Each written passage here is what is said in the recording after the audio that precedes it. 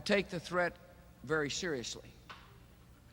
I take the fact that he develops weapons of mass destruction very seriously. Those weapons of mass destruction got to be somewhere. Nope, no weapons over there.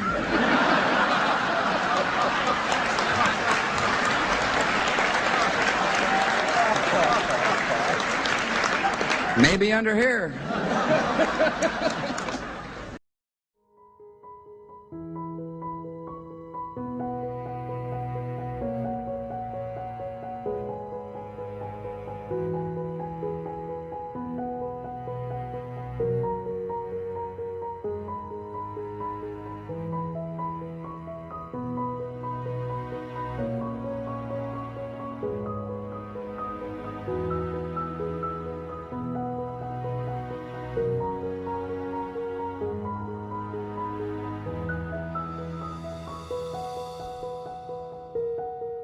Nobody, or basically nobody, is opposed to American wars or intervention designed to protect ourselves. If there's some country that's going to attack us, that's threatening to attack us, nobody's against going to war with that country. That's a war of self-defense. Everybody is in favor of that. Or a country attacks you or is about to attack you, you go to war. That's not what's happening with these countries that we're involved in wars with. Hamas isn't attacking the United States. Russia is not attacking the United States. Maduro is not attacking the United States. These are basically using interventions and wars and bombing campaigns as a tool to achieve some other end. And eventually a state in constant war, in a warlike state, is going to collapse. I'm not happy with the fact that they're not willing to give us what we have to have. So I'm not thrilled with that. We'll see what happens. We're talking later. We'll have some additional talks today. But no, I'm not happy with the way they're going. Well, we haven't made a final decision. We're not exactly happy with the way they're negotiating. They cannot have nuclear weapons, and we're not thrilled with the way they're negotiating, so we'll see how it all works. Is there a risk that strikes could turn into a long, drawn-out conflict in the Middle East? I guess you could say there's always a risk. You know, when there's war, there's a risk in anything, both good and bad. We've had tremendous luck with myself, Soleimani, al-Baghdadi, everything's worked out, and then we do the Midnight Hammer, and so many others. Everything's worked out, and we want to keep it that way, but we're going to see. Look, it'd be wonderful if they'd negotiate really in good conscience, good faith and conscience, but they are not getting there. So far, Peter, they're not getting there. And has your team told you that if you use the military now, that there will be regime change right away? No, nobody's told me that. You don't know. I mean, nobody knows that. There might be and there might not be. It'd be nice if we could do it without, but sometimes you have to do it with. When you looked at look, we have the greatest military anywhere in the world. There's nothing close. I'd love not to use it, but sometimes you have to. We're getting information from Israeli sources that the Ayatollah is dead. This is breaking news again coming from Israeli sources that the Ayatollah, the supreme leader of Iran, is dead. Again, we're going to go to Jeremy Diamond. Jeremy, the strikes coming this morning that were targeting senior leadership. That's what we knew. Targeting senior leadership there in Iran. And now we can say from Israeli sources that the Ayatollah of Iran, the supreme leader, is dead.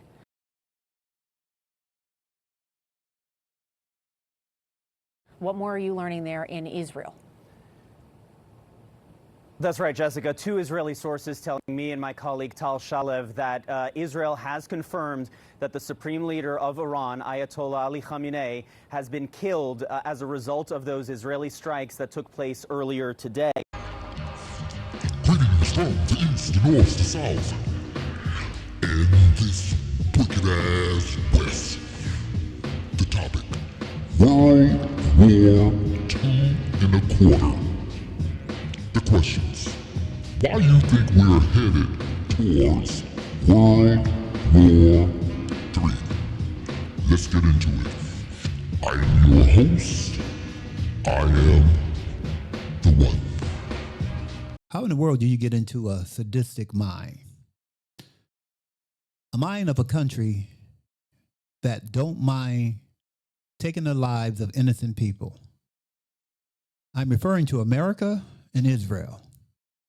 They have absolutely positively no regard for life whatsoever. And it's based on the same lies. Years ago, second President Bush, he told the American people this nation had weapons of mass destruction. Of course, they never found it.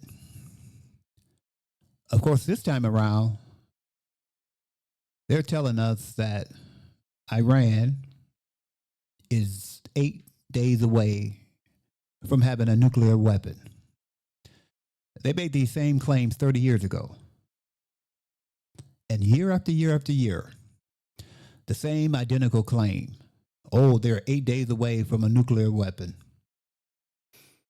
A year ago, they're 7 days away from a nuclear weapon. 5 years ago, 3 days away from a nuclear weapon. We must stop them. My question is, when will the American people wake up? These people love to just take the lives of people. What is it? How sadistic, how sick. You can drop bombs and displace and harm millions of people, and you go to sleep at night and you sleep just like a baby. This man must be the devil. Let's go to the next clip. And Iran has launched its retaliation. There are reports that Iran has been gradually escalating its retaliation to include the Fatah, I believe, 2 older hypersonic missiles now. A lot of the focus has been on both U.S. bases and Israel. I'm just going to pull up some of the footage lately of Israel because there's been a lot of strikes there overnight. Here is just some of the footage that's coming out of there in Tel Aviv and also in Beit Shemesh, which I believe is militarily significant. Here we go.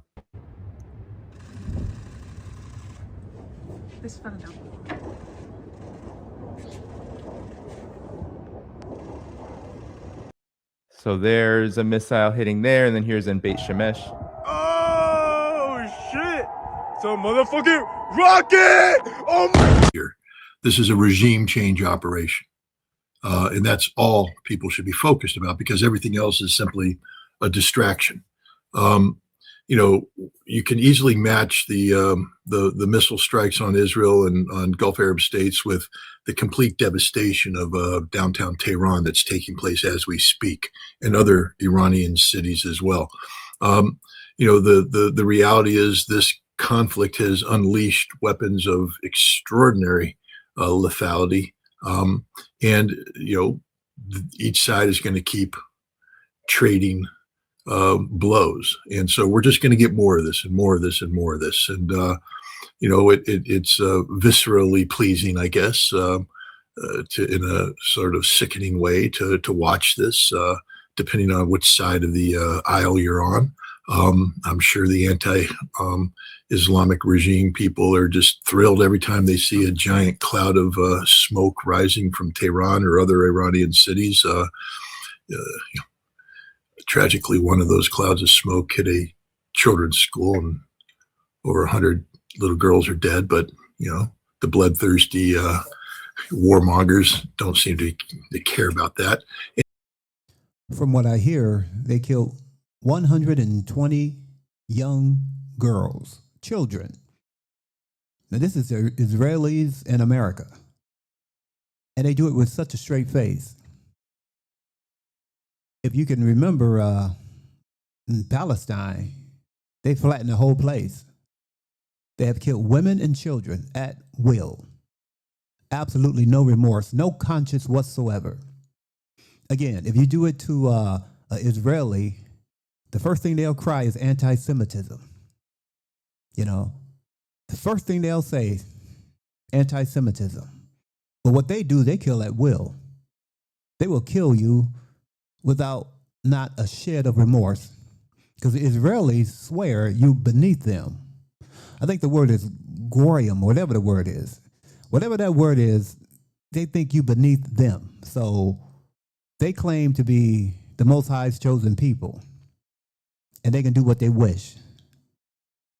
But let me tell you one thing. The true Jews of the earth are us, along with other groups.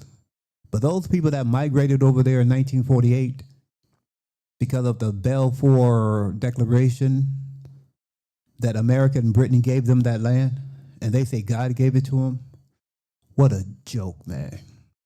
We're living in a sadistic world. Most people, Christians anyway, are deceived because they will tell you these are God's chosen people. And let me tell you something.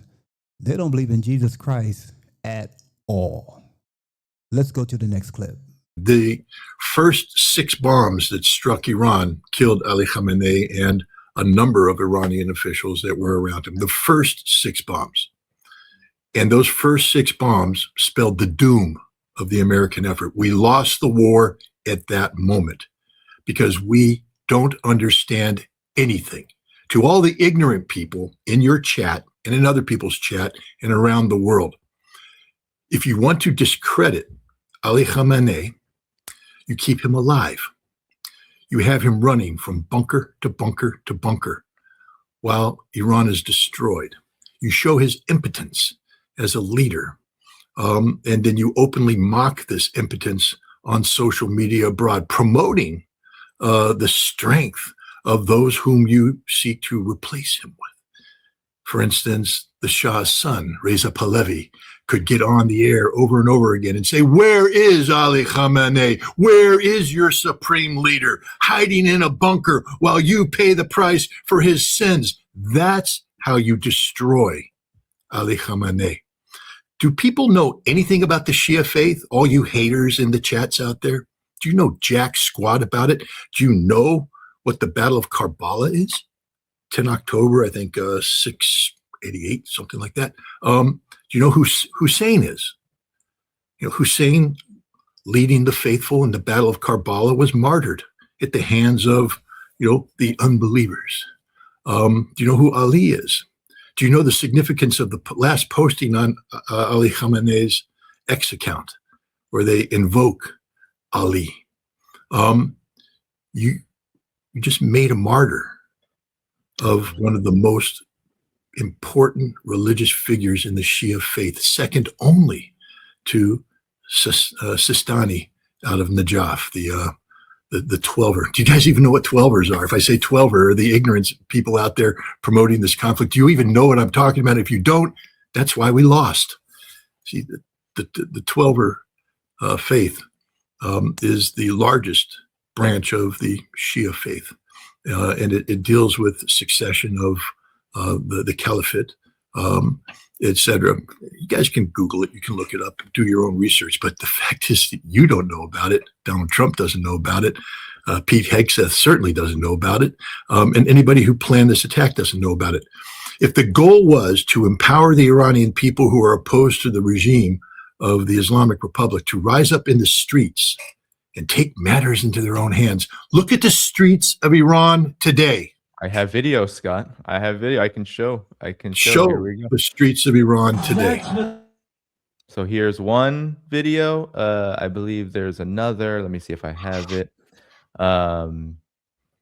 Here we go. There's another one here.